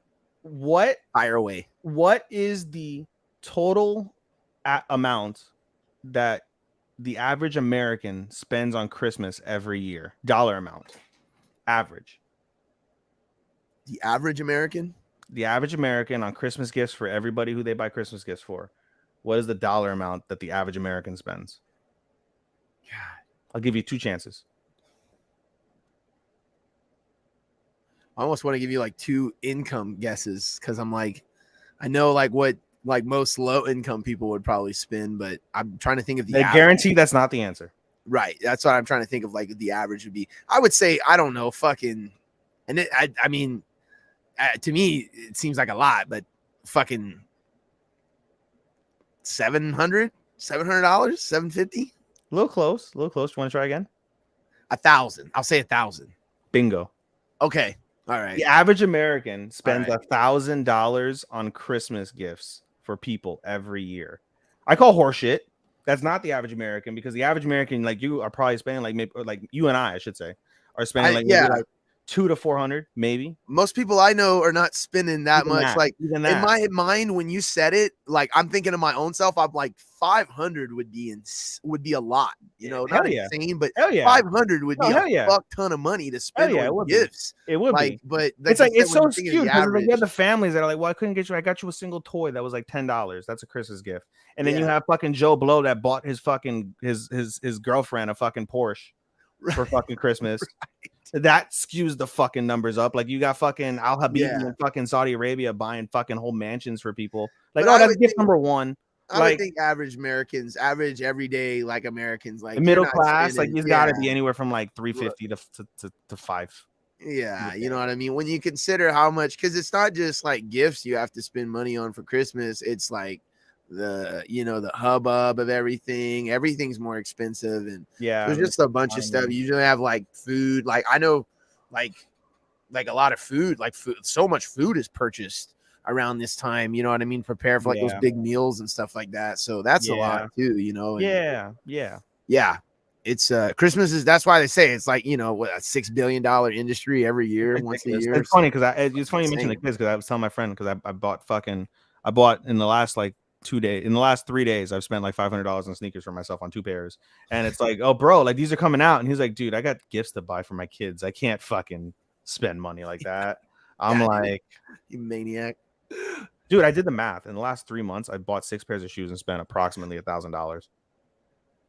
in the last 3 months. And you want to know, and you wonder why. I'm like, yo, bro, it's time I've to bought like probably like almost 20 pairs this year in 2022. I've bought 11 Nikes and Jordans alone. I checked that out, and I've spent like close to like maybe like $3,000 on like 11 pairs of shoes. I would imagine something like that. Madness. I have a problem. That's why I'm like starting to.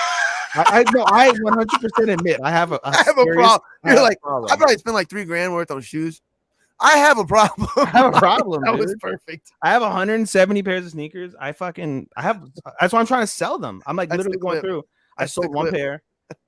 Yeah, instead of UFC Fight Night 663 crap / Ethan has a problem. Yeah, Ethan has a fucking serious. I have a problem. No, but I'm starting to try and sell sneakers. I sold one pair for way less. We talked about it off air. I should have sold it for a little bit more. It is what it is. I left that on the table, but I can't. Like I keep telling people, I'm selling shoes to basically replace, because I've been replacing them already, which is not the wrong thing. You're supposed to sell them and not buy anymore, but I'm selling to basically replace them with new shoes. You're selling them to pay for the shipping. I get it. Something like that. But no, like I can't, like I was telling people, I'm like, bro, I'm at the point where I can't keep this up. I can't keep my problem up. So at least I recognize A, I have a problem. B, it's not a sustainable problem. And C, I need to do something to rectify the problem or maintain it to an acceptable, like tolerant level. Hi, my name's Ethan, and I'm a shopping addict. Dude, literally, bro, I got fucking blasted. You're literally like fucking admitting yourself into like. Dude, I got blasted, bro. I got blasted on fucking. You're like, I got a problem. I can't keep this up. Dude, Saturday night, my mom said she don't want to talk to me anymore. Dude, Saturday night I got blasted, and I'm like, oh, you know Supreme, right? You know the brand Supreme. Of what? The brand Supreme. No. You're not familiar with the brand Supreme? Maybe. So it's like a skater brand, but it's a really high-end skater brand. Okay. So I have one shirt that I bought from Supreme. It's a $40 shirt, and I got that on clearance. Okay. The most I've ever spent on a t-shirt is $40, and I bought it from there. And I have 3 different shoes from Supreme. And I know, I'm sorry for boring. It's okay. It's okay. It's not your fault. I'm literally like, I'm drunk, and I'm like, I need a matching hat. So I spent $60 on a fucking hat, a singular hat from this place. So $100 between a shirt and a hat. Yeah. Yeah. I mean, the shoes, I got one pair of shoes. And I got a hard time talking you into getting fucking equipment. I'm such a piece of shit. Fucking motherfucker. I'm such a piece of shit. I know there's so many other things. You're not. You're just a bachelor. You're just having fun. Just fucking have fun while you can. That's all it is. It's okay. Yeah. That's how I feel. It's all right. You know what I mean? There's plenty who would do it if they could, and plenty who will when they can. So that's okay. How it is, dude. I tell people all the time, the genesis of my fucking the genesis of my shoe addiction is basically. But you should buy another. We're going. You know what I'm talking about. We're working on it. We're working on it. Yeah. But no, like Genesis, like bro, like all the cool kids in high school would have Jordans, and I would have to get the 2 for $90 from Reebok. Every year, I get the 2 for $90 right before the start of the school year. And then, like when I started working on my own, I went into Nike clearance, and I found my first 2 pairs of Jordans. I still have them. I want to get rid of them, but because they're the very first 2 pairs of Jordans I ever owned, I probably will never get rid of them because they're the very first 2 in 2009. Went and got them shits.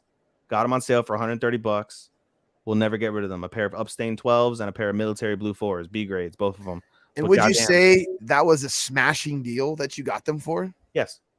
And it was a smashing deal like the smashing that Olachuk gave Brundage, dude. Hey, what a fucking getting it back, dude.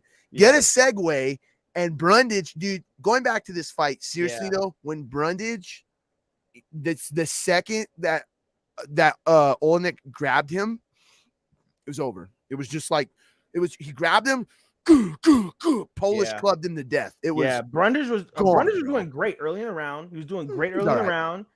No, he was doing really good. He was doing really good early in the round. He had him in a compromising position, and then Brundage fucking slipped the position, and then it was a wrap. It was a wrap. It was totally a wrap. I mean, as soon as he grabbed him, he started ground and pound. Wasn't even super worried about advancing position and the hammer. I mean, dude, it reminded me of Jan. It literally reminded me of Jan. Jan just in the top, in the full guard.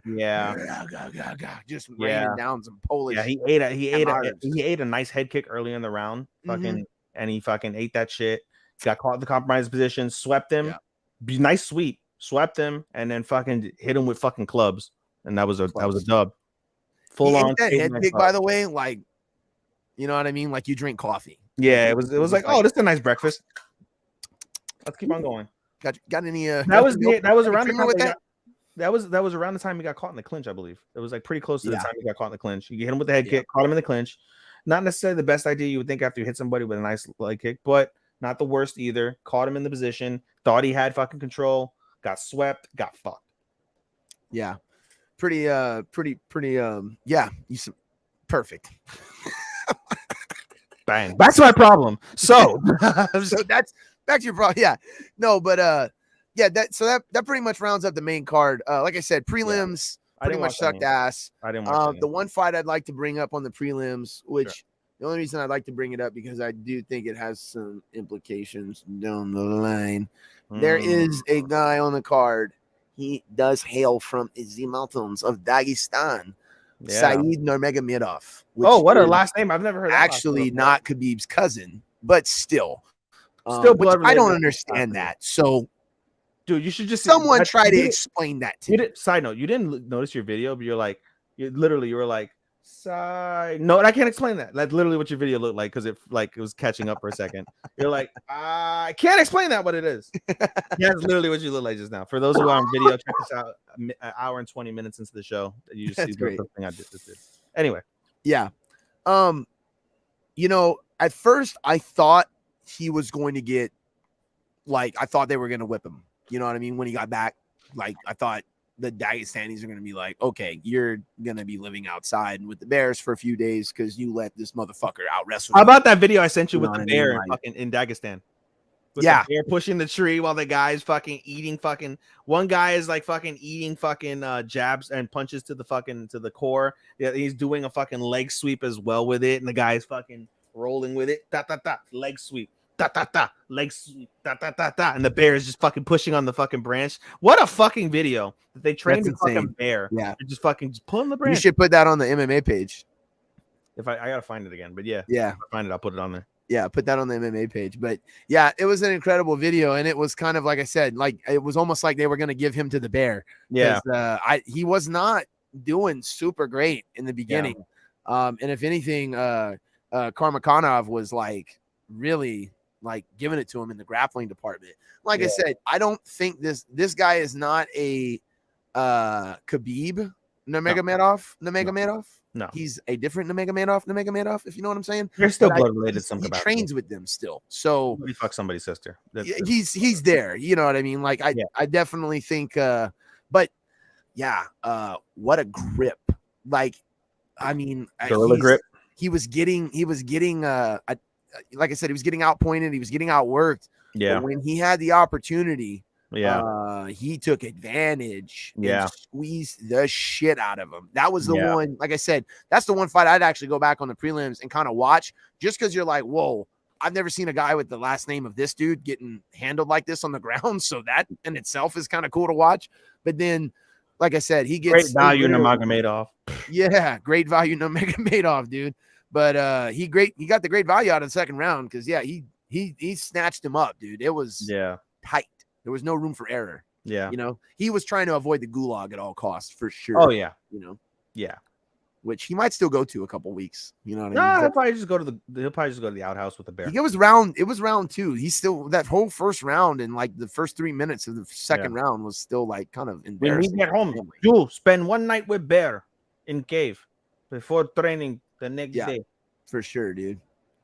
For sure. And the rest of the Uncle Putin is not happy. Yeah, dude. No, you're not going to be happy about anything going on there. Okay, let's get to some news before we wrap this thing up. Yeah.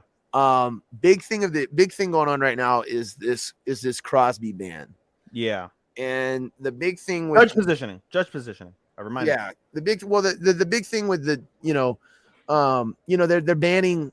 Basically what's happening is because of what the decision was, what happened with the Rufian Stouts match and also with the Paddy Pimblett fight and Jared Gordon, they're basically saying, well, if you're going anywhere farther than California to Nevada as far as like distance wise. And they did that so Nevada and California could keep in business with each other. But basically anywhere else, which it does cover a lot of fucking distance and a lot of other commissions that within each other still. But they're basically saying if you go outside of that area, you're not allowed to work 2 events in itself. Yeah. And it was 2 events in 24 hours. It might sound like that's a good idea. It doesn't make any sense because Big John was pointing out that, you know, he had the first fight, the Jared Gordon Paddy Pimblett fight wasn't even that crazy controversial. The Bellator fight was the insane one, and that was the one where that was the first fight that he judged. So he literally was like fresh off the whole thing. The whole reason they instituted the ban of the traveling ban like that was because the judges would be too tired. It's not like he stepped off the plane and went straight to the So now you're gonna have, instead of having like a good judge being able to go to multiple events, they're going to have to find another probably lower tier judge to cover now the There's lap. going to be, and so actually this is going to result probably in worse decisions. So that's a fair point, and in worse judging. Listen, that's a fair point, and it might happen. The other alternative, when you said you go to a lower tier judge, is you're giving more exposure, because the lower tier judge isn't going to come from another state. The lower tier judge is going to come most likely from that particular state. Like, and for example, when I went to UFC Fight Night in Orlando, for a lot of the early cards, it was a lot of Florida judges, and then as you get into the more significant cards is when you start getting the out of state judges that have more experience and more high profile work in the past. And so, although you're probably accurate in terms of the fact that it's going to lead to more fucked up decisions from more inexperienced judges, I think this also gives an opportunity for you to be able to promote some of those judges, because they're not all going to be incompetent, and you're going to be able to start raising the profile of some of the local judges in whatever state that the commission is actively working in at that time. And so that'll help promote an opportunity for some of those judges and be able to kind of get some fresh eyes, because, you know, the reality of judging, I have to imagine, is there's hierarchies, just like there is with refereeing and such like that. There's hierarchies in which you do that. So you're going to be able to promote some of these lower tier judges to a higher place within the hierarchy. They're going to get more exposure, more high profile fights, more credentials by judging those accurately and fairly. And that could help promote and I'll say that as, I guess, the devil's advocate to your point in particular. And I hear what you're saying, but let me counter you a little bit with where is this amount of experience? Where would this be taught, and where would it come from? Well, there's no active like that. I know Big John. That's my point. Big John runs. He does run an official. Yeah, but Big John is a legend. He's an OG. He's a guy who's there from the beginning. And your other judges who are, I mean, even Big John's son got that fucking fight wrong. So, you know, it's like I don't think getting lower tier judges into an already corrupt judging system that has no standard to begin with is going to help. I think I wouldn't say corrupted, because corrupted means they're getting paid off. They might be not corrupt. Okay, but it is corrupt. But okay, that's another discussion. But it's unstable. It's not regulated. It's not like there's no. There's no like, and so it's too interpretive. So you're not going to fix anything. You're just going to be creating the same thing over and over again, unless you institute some sort of, like the NFL refs, like fucking, you know what I mean? Like, unless you institute some sort of actual requirements for these guys to get jobs with, they're never going to just. You're going to have ones and twos who are good, like Big John, but they're never going to en masse just all of a sudden I'll get better. Let me ask you this in terms of, because I agree with you that there should be some sort of uniform re-examination of judging criteria. And of course, we've always said in the past they need to revamp the scoring system or come up with an entirely unique one specific to MMA. We both agree on that. We've talked about that in the past. But in terms of the revamping and the reanalyzation of judging standards, how do you feel? Because I'm a big proponent, although that they should do this revamping and reanalyzation, I still believe that there needs to be some sort of individuality to judges based off of their prior knowledge and or skill sets within whatever martial art. and specifically I speak that in terms of MMA. It's applicable to boxing as well to a certain degree, but most of these judges, for the most part, you don't get too many judges that have trained in MMA and Muay Thai, in jiu-jitsu, in judo. You don't get a lot of those judges because all these judges, for the most part, are all boxing judges, and so they deal with boxing and hand-to-hand combat sports.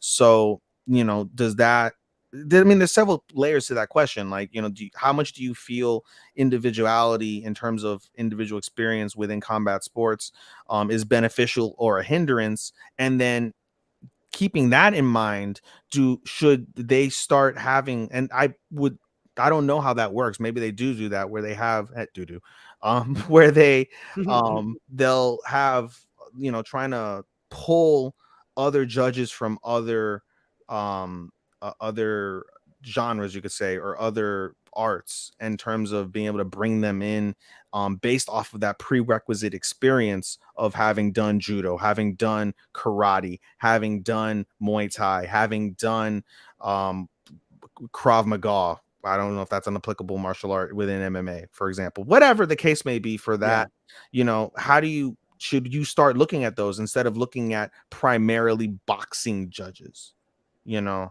Yeah, I mean, you got to do something. Like I said, I just don't think this ban is it's just the athletic commission band-aid, and honestly, it's kind of surprising coming from Andy Foster from CSAC. Normally this is more of a Nevada type of thing, but I think he's just like, I got to fucking do something.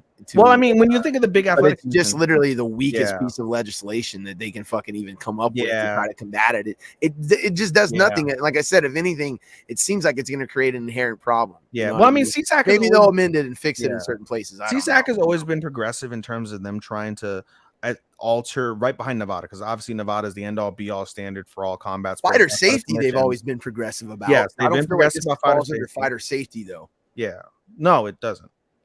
Not in the literal safety. You're right. It's not having an active effect on that. I don't know if they've necessarily been very good at judging, or like, I don't know. Well, I mean, when you think of the premier athletic commissions, you can name them. You can NSAC, CSAC, the California was not always that way. CSAC was not always admired, and the Texas like Commission. that. Those are the four major fucking commissions. Get the fuck out of here with that Texas Commission. Get the fuck out of here. They're major. They are major. I didn't say they were good. Okay, they might be major. All right, they might be major, but they are definitely fucking corrupt. And I mean, ain't nobody trying to fight in Texas, dude. That's insane. You know what I mean? Like, not Derek Lewis. That's for sure. The only reason you're trying to fight in Texas is if you're getting the same amount of money, win or lose. You know what I'm saying? Well, like, you ain't getting no taxes. Yeah. Taxes. But fucking, if you're trying to go to Texas and trying to get a fight 3 rounds, good fucking luck with that, dude. That place, that state has produced more fucking terrible. They ought to, you want to ban the fucking ban Texas for decisions, make it a finish only state, because that place is just terrible for decisions. Fight for finish. Fight for finish state. Yeah, that'd be great. That'd be cool. Hey, I don't know. It just, I think that would be, you got to have something, you know what I mean? But I don't think that this is going to solve it. Maybe it's the beginning of something, but probably not. So I mean, it just feels like even for California, it's weird. It feels like a classic Nevada regular type of commission move where just like, well, you could just did something. You know what I mean? You did something. Did you? But did you though? Did you really? Did you really do something? Or did you do just nothing? You know what I mean? Just literally nothing. Get it, guys? It's the title. It's the title. They did something. There you go. And nothing. There you go. Yeah, I'm glad you connected it for him. Yeah, I connected it. You know what it felt like, bro? It felt like a slap in the face. It did. It did feel like a slap in the face. Speaking of a slap in the face, let's wrap up this puppy with one more piece of news, Andy. Yeah. You want to talk about fucking... I don't really, not really. The only thing that I know, I've actually found this was pretty interesting. It's going to come on directly after AEW Dynamite on TBS on every Wednesday at 10 after Dynamite at 10 o'clock. You're going to see the Dana White Slap League. If you pay attention right here, I actually have rubbed a small divot in the middle of my head since I found out about Dana White's fucking slap fight league. I've literally rubbed the dividend in my head. I thought Wondering, it was from the children. I didn't realize it was from Nope. you fucking rubbing your forehead. Nope. And literally wondering, racking my fucking mind and brain around why a 55-year-old teenager is fucking getting like a bunch of fucking obviously like Vegas crackheads and fucking people to fucking come and It's fucking illegal to do his slap fight league, dude. I just like, I don't even, I've watched those videos, you know, of like guys getting slapped. It's entertaining. It's entertaining. I've never, He wants to make I've it never gone and tried to find like where that's happening. No, you know, if I see like, I want to make it an official sport. No, no. To me, it's like, yeah, let's legitimize mud wrestling. Yeah. Okay. I mean, I think it's legitimized already, but you want to put it on the UFC's like fucking thing? Like, you know what slap fight should be? Slap weird, fight, dude. It's you know, weird. Once a year, ESPN does like the Angel Ocho. said, it's another failed Dana White adventure. Bro, dude. ESPN does the Ocho every year. This should be like the premier main event, fucking prime time thing of the Ocho. ESPN Ocho. It would be disrespectful to the Ocho, dude. I don't think you should even put it there. It doesn't belong on any sort of. Speaking of the Ocho, unrelated, connected with ESPN. I saw ESPN post a clip. Like this was on ESPN, I guess 2 or 3, or ESPN Plus, of fucking professional cornhole. And it, you know, I seen this guy look like fucking like would you remember the fucking clip where Pete Weber hit that fucking strike to win the championship, and he's like, "Yeah, I did it because I'm the man. Hell yeah, daddy," or whatever the fuck he's saying. It's like these fucking cornhole guys are the same way. He's like, "Yeah," and his fucking other white friend is like, "Yeah." That's what it reminded me of. So I see, cornhole is a fun game, dude. It actually is really a fun game. I didn't expect it. Was like pretty cool. Like the guy hit a 2-for-1 and to fucking take the lead. And he's like, "Yeah, bro." He looked like fucking Batista. Like, it was fucking great. But that's why I see the fans at Dana White Slap League. Like, yeah, slap that Russian. Yeah, it's so weird. I feel like he's like tapping into like NASCAR fandom somehow too. You know what I mean? Like the underbelly of Las Vegas is NASCAR. Yeah. You know what I mean? Like it really seems like that what's it called? Demo. Yeah, like and demo, I feel like there's a lot of people coming from that going to the slap. I don't know. To me, it's fucking, you know, Dana White Contender Series, the Ultimate Fighter, like fucking. You know what's gonna happen? Slap fight league. I guarantee you know what's gonna happen? What? Take a guess, Andy. What's gonna happen? What? They're gonna do better numbers than PFL. Well, we're doing better numbers. Hey, we're doing better numbers in PFL, dude. I mean, come on, bro. It's gonna be UFC 1, Bellator, Dana White Slap League. If you think I'm fucking around, I'm not. We actually do better numbers in PFL for our audience compared to our engagements on social media. Yeah, across the platform. I was on the MMA page a couple days ago, and I actually almost sent you a screenshot, but I think I kind of got distracted with something and I forgot. PFL's Facebook page is atrociously embarrassing. As far as like amount of engagements compared to like other organizations of their liking. Yeah. Like one post had 100 and something likes. Yeah. Like 7 comments from like a week ago. Yeah. No, and then I went on Twitter to be like, oh, maybe this is one of those like just no one's on Facebook following them. No. What are their Twitter numbers? Like, are they like 20,000 followers or something? It was something like that. It was like. Did you check? Did you check the type of blue check they have? I don't think they're verified. No bullshit. I think they are. I'm gonna look them up right now. No, I'm just joking. But I'm just saying. But on Facebook, I literally went and checked like 3 times to make sure I was on their official Facebook page. Because I'm like, dude, this is just some fan. This is a fan who made a fan page. They're making it look like a PFL page. And it literally, like, because it had like the updated stuff that they just did. And I was like, this can't be their actual social media page. I have to be like, I literally thought I was on a fake page because I couldn't believe that the numbers were so low. So, but for the amount of followers and the amount of people that engage on their page, yeah, we have a higher engage in the page. Engage on the page. That's a good bar. I'll actually engage in the page Van Zant. Engage in the page Van Zant. I don't know, man. I think like we actually statistically probably do better numbers. You can make a good rap out of that. Engage in the page Van Zant. Oh, bro, I'm making a rap out of anything, dog. Don't hit us with no rant. Don't hit us with no rant. You ain't no Zant. There's only one Zant. Van Zant. I don't. Anyway, yeah. I don't know. I don't know where you I don't know where. I mean, it's gonna do numbers, dude. You know, it's gonna do more numbers, because it's not gonna be in prime time, but it is gonna be on nationally syndicated cable in some capacity. I mean, do you have the numbers, or are the numbers even available for what the new Ultimate Fighters have been doing, or the Dana White Contender Series have been doing on ESPN Plus? Hey, you know what I heard? I heard Zabit's coming back. Have you heard that? That is crazy, man. That was random as hell. I mean, I heard Nurmagomedov actually say that he's not ruling it out. He's like, you know what he said? He's like, I would definitely think Zabit might come back. He didn't promise his mother like I did. Zabit posted a picture actually of him training, like with the fucking, you know what I mean? Like actually with the Khabib Death Squad. With the Khabib Death Squad. Yeah. They should be called that. They should be called that. I'd love to see them go against Danaher. KDS. The KDS. I think they get submitted, but that's just me. Yeah, probably. And then we'd spark World War III. Oh, yeah. Well, yeah, technically. Probably. You know, somebody's going to say some shit. Something's going to go off the rails. Somebody's going to say something. Somebody's going to cut a gas line. You know what I mean? Yeah. You know how. AK versus ARs. AK versus ARs. Goddamn, every one of the motherfuckers at DDS has a fucking AR-15, dude.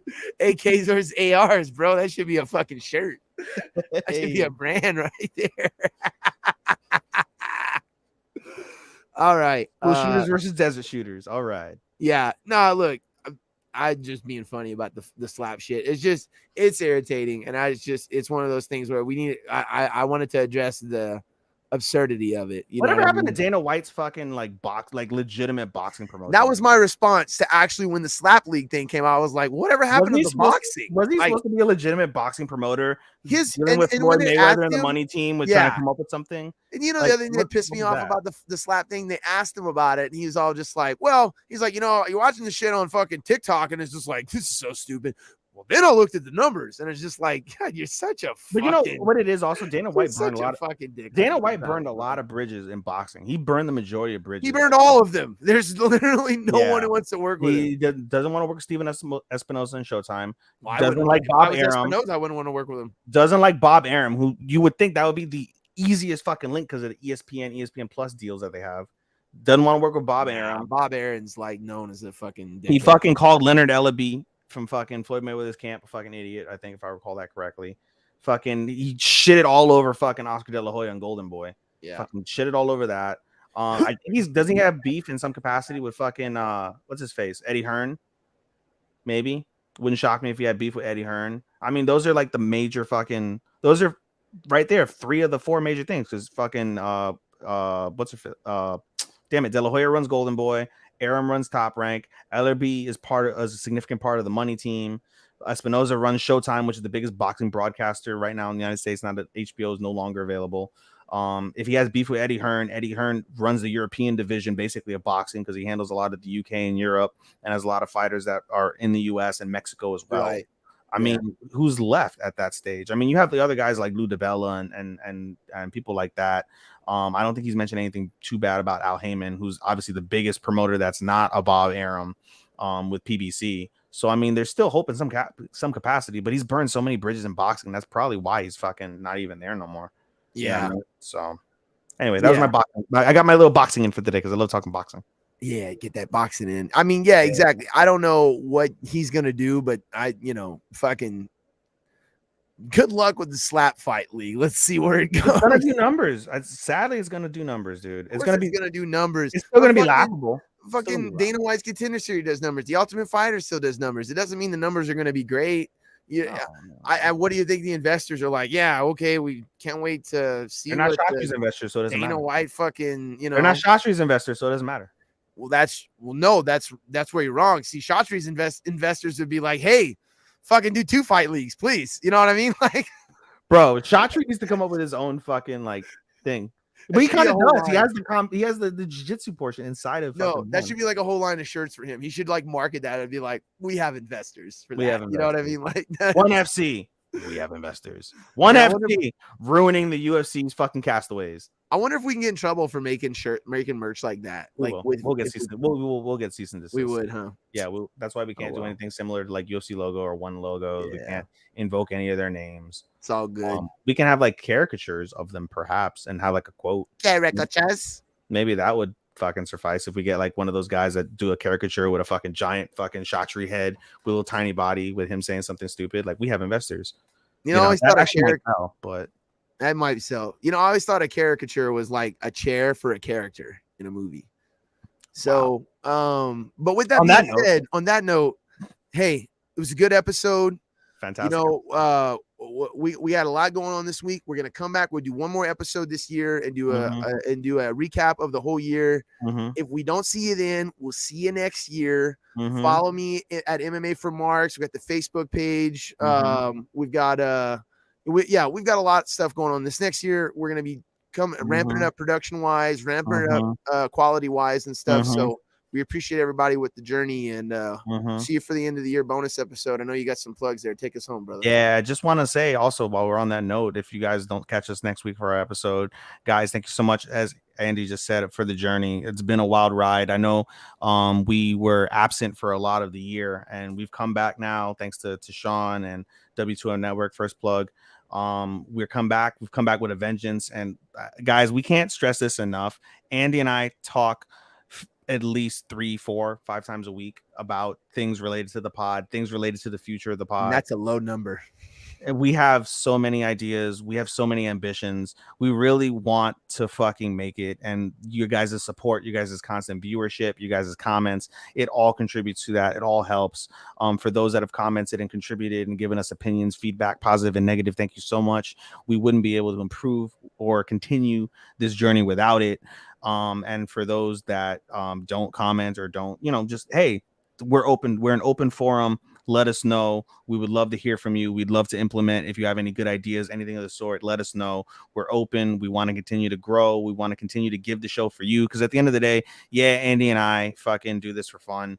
But at the same time, there's an end goal to this. And the end goal involves all of you, no doubt. And so we can't get to where we want to be if we don't have you guys if you guys don't have our back, basically. And so we want to have your back as well when you guys tell us stuff. So that's just a personal note from me. Anyway, the rest of my plugs, you can follow me on Twitter at SHOSTOPPA24. That's Showstopper24. You can read it at the bottom of the screen right there, along with Andy's MMA4Marks. You can follow me on my, follow me on Instagram at podcast.senpai. Shout out to my boy Matt at the Talk to Kiki podcast, also available on W2M Network.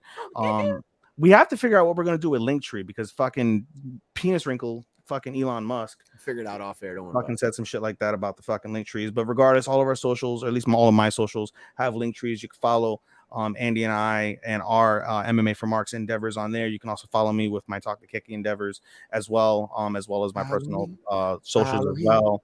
So follow us on social. Follow us also on the MMA4Marks page, just like Andy said. I won't mention, I guess, Rod's page since we didn't clear it with him, but I'm sure he wouldn't mind. It don't matter. It's okay. Yeah. End of the episode. Here we go.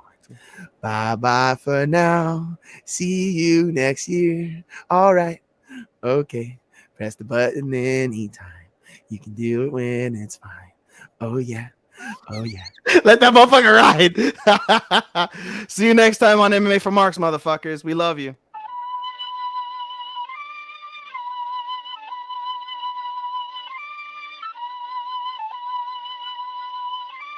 If there's one thing I know for sure, it's that I know nothing.